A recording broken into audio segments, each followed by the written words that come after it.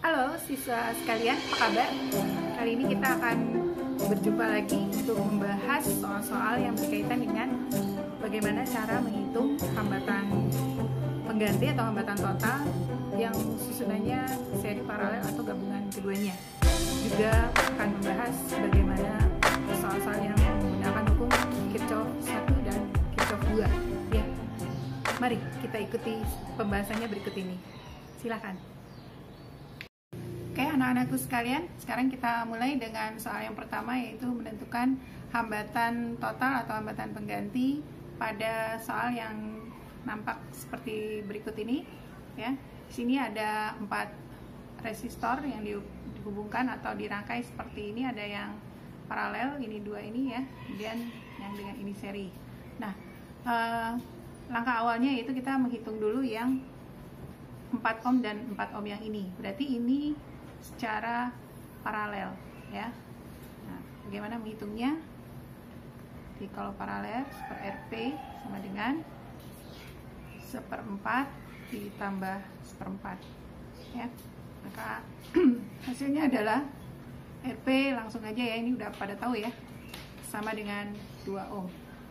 Kemudian jika ini sudah dapat, maka 2 ohm yang hasil di sini itu berarti seri dengan yang ini ya.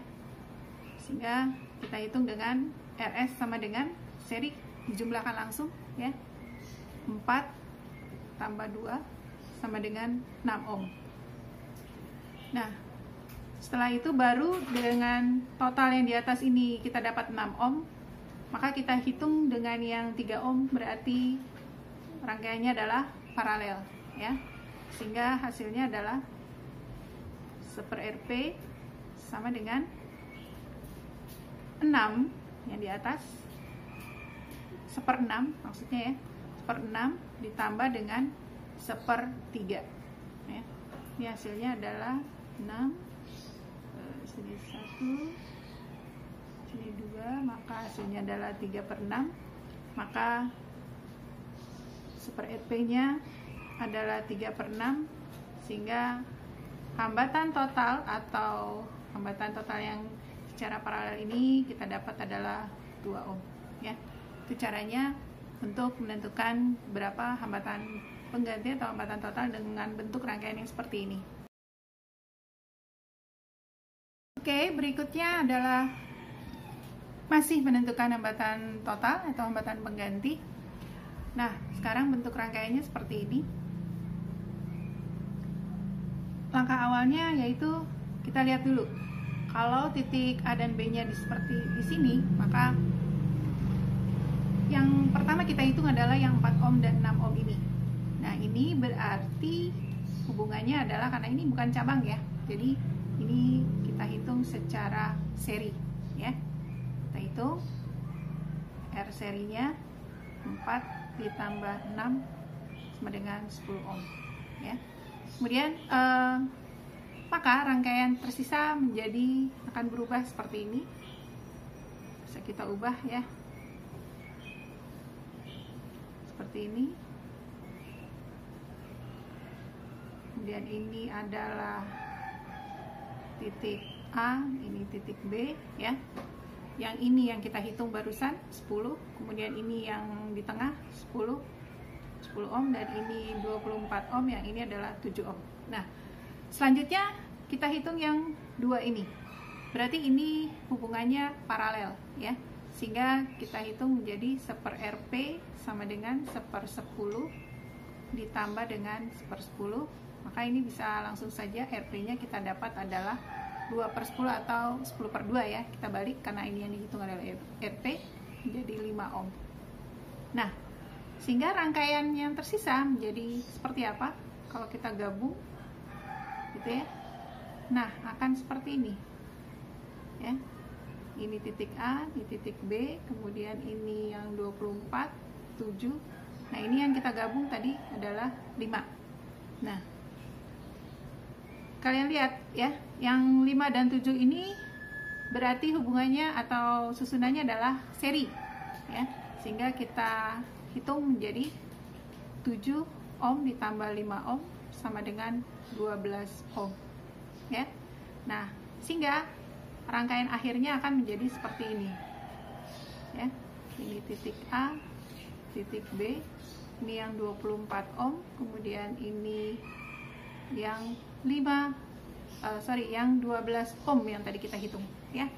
Nah, seperti ini berarti rangkaiannya adalah paralel, sehingga hasil akhirnya kita hitung secara paralel, yaitu 1/Rp sama dengan 1/24 ditambah 1/12 ya, sehingga hasilnya adalah kita bikin 24, maka di sini 1 tambah 2, hasilnya adalah 3/24, maka R totalnya adalah 24/3 atau sama dengan 8 ohm ya.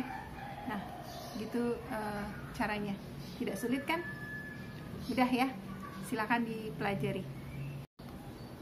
Oke, selanjutnya masih menghitung hambatan total atau hambatan pengganti dengan rangkaian yang sedikit mungkin kelihatannya sekilas agak rumit ya, tapi sebenarnya tidak ya.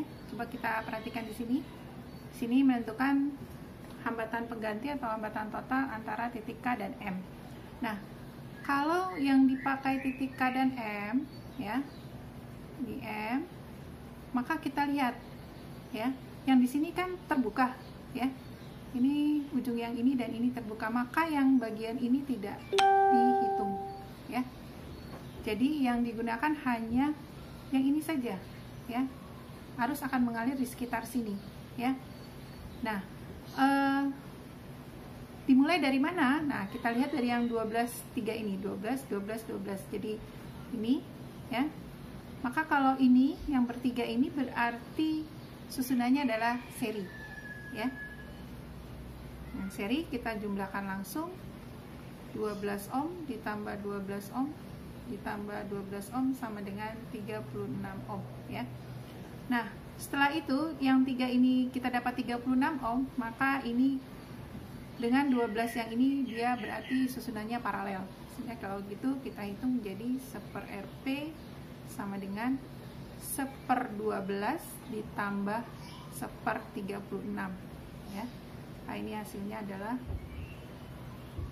36, di sini 3, ini 1, maka didapat 4/36, maka Rp-nya adalah 9 ohm ya. Nah, maka rangkaian akhirnya akan menjadi seperti ini. Ini titik K ya, kemudian ini titik M. Nah, ini yang 12, ini yang 9, dan ini yang 12. Nah, kalau sudah sini mudah, ini berarti seri, kita jumlahkan saja 12 tambah 9 tambah 12, maka hasilnya adalah 33 ohm ya. Tidak sulit kan? Ya, bisa ya. Nah, nanti dipelajari lagi. Silakan. Selanjutnya adalah kita akan menentukan berapa tegangan dan kuat arus pada masing-masing hambatan sesuai dengan gambar rangkaian yang di sampingnya. Nah, ini ada 3 hambatan, yang 2 ini seri, kemudian yang satu ini yang 2 ini paralel, kemudian diserikan dengan ini. Nah, bagaimana sih prinsipnya? Yang pertama adalah tegangan. Tegangan itu kalau untuk susunan paralel, tegangannya besarnya sama ya. Kemarin udah kita pelajari. Sedangkan untuk susunan seri, tegangan itu masing-masing hambatan itu jika disusun seri pasti tegangannya berbeda besarnya ya.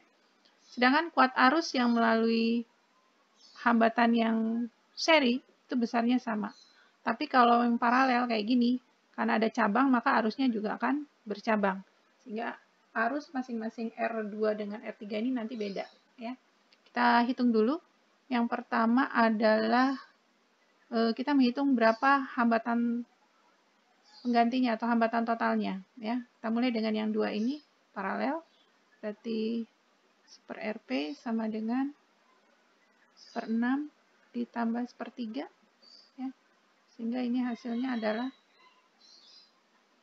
langsung aja ya, Rp-nya adalah 2 ohm. Nah, kemudian seri dengan yang 8. Berarti R serinya yaitu 8 ditambah 2 sama dengan 10 ohm. Nah, ini hambatan total. Nah, untuk apa kita cari hambatan? Untuk kita bisa menghitung berapa kuat arus yang mengalir di sini. Ya. Nah, ini I-nya berapa? Kita pakai persamaan hukum Ohm, ya, menghitung I sama dengan V sumber dibagi dengan R total. Ya. Berarti ini besarnya adalah 24 dibagi 10, yaitu 2,4 ampere. 2,4 ampere. Oke. Nah, berarti arus yang melewati R1 itu 2,4 ampere. Nah, sekarang untuk mencari tegangannya berapa nih? Supaya gampang kita kasih tanda dulu sini A, misalnya di sini B, kemudian di sini C. Nah, sekarang tegangan di R1 berapa? Tegangan di R1 berarti tegangan VAB ya. VAB itu besarnya adalah I dikali R yang ada di situ, berarti R2. Ya. Kuat arusnya tadi 2,4. 2,4 dikali dengan 8. Ini besarnya adalah 19,2 volt. Kemudian VBC berapa? VBC itu besarnya adalah I dikali R2 dan R3. R2 dan R3 itu tadi paralelnya jumlahnya 2 ya. Berarti dikali RP-nya. Nah, berapa ini? Berarti 2,4 dikali dengan 2. Besarnya adalah 4,8 volt. Nah, coba kita cek. Kalau kita jumlahkan VAB ditambah VBC itu hasilnya harusnya sama dengan 24 ya. Berarti 19,2 ditambah 4,8. Iya, betul. Berarti ini 24 volt. Berarti cocok ya. Sama dengan ini ya. Nah, sekarang kuat arusnya. Kuat arusnya tadi kita udah tahu kalau I yang melewati ini ya. Ini I-nya berarti sama 2,4 ya. 2,4 berarti I pada R1 itu besarnya adalah 2,4 ampere. Nah, bagaimana I yang melewati pada R2 dan R3? Nah, ini bisa kita cari. Berarti katakanlah misalnya I2. I2 itu berarti VBC. Nah, VBC ya.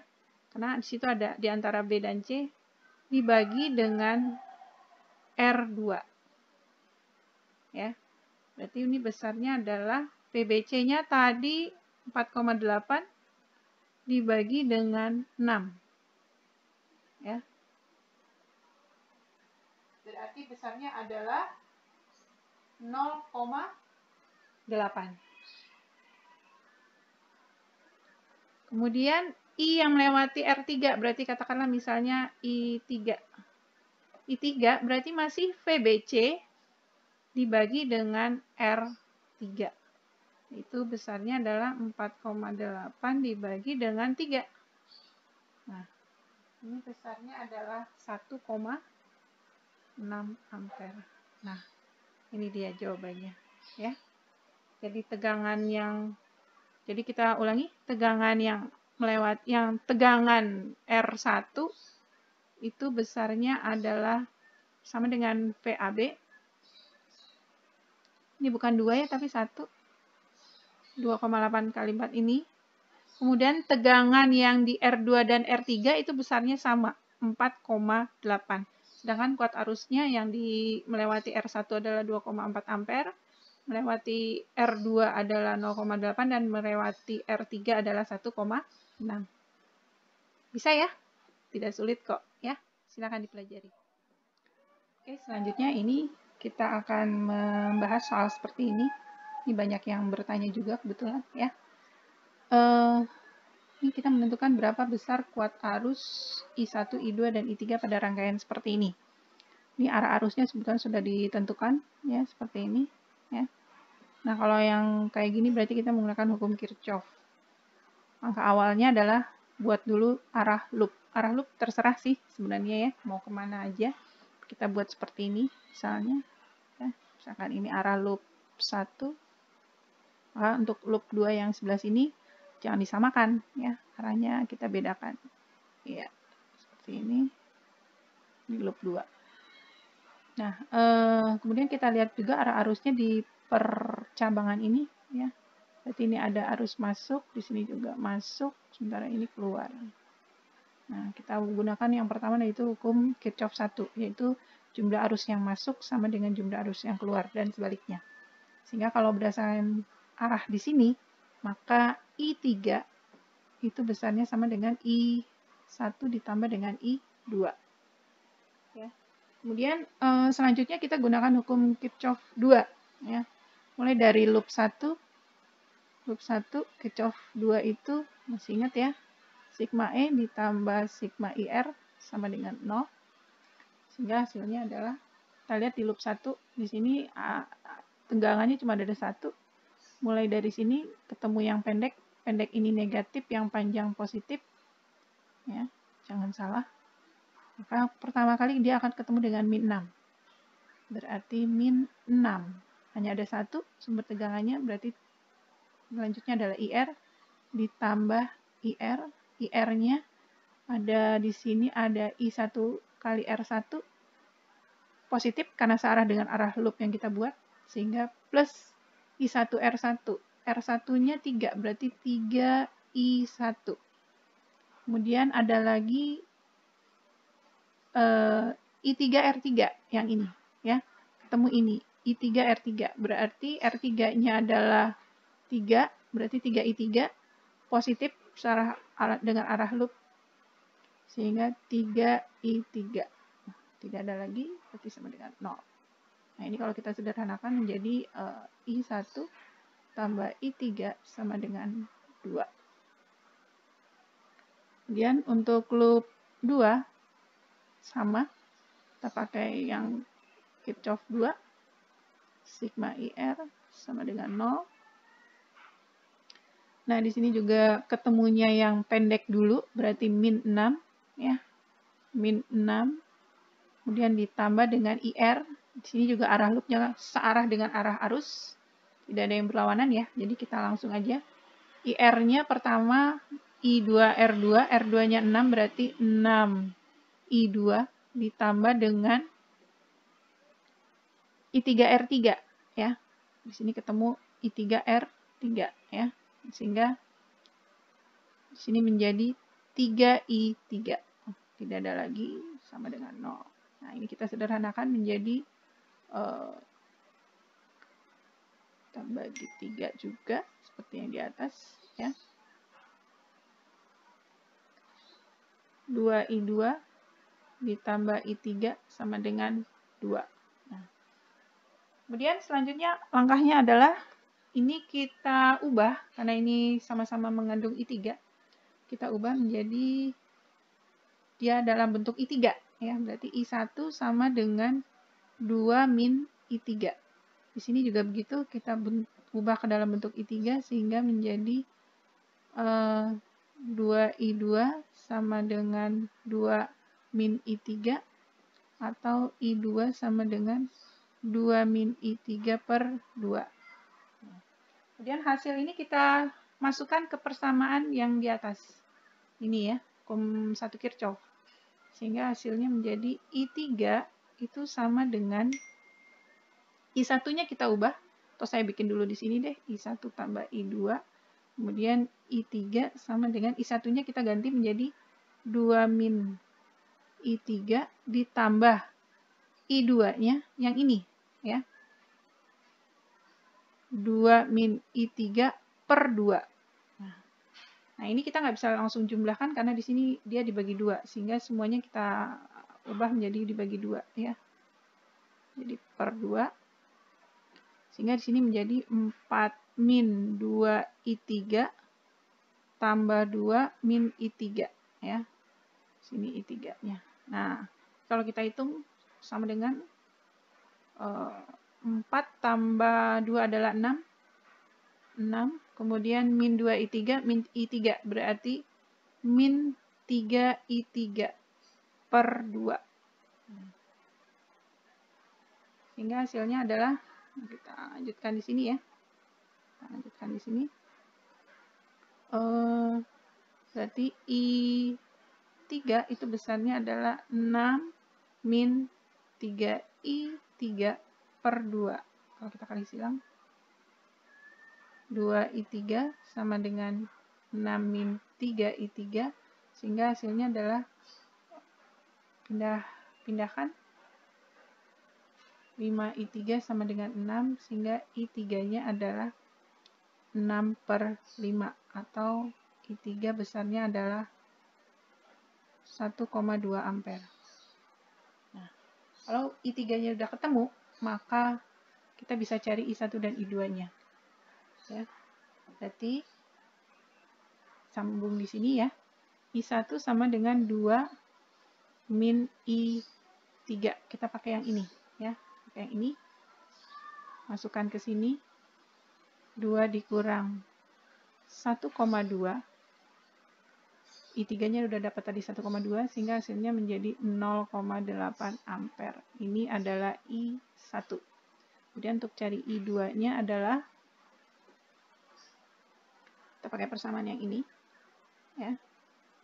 Sehingga hasilnya masukkan 2 dikurang I3 bagi 2. Ya. Berarti besarnya 2 dikurang 1,2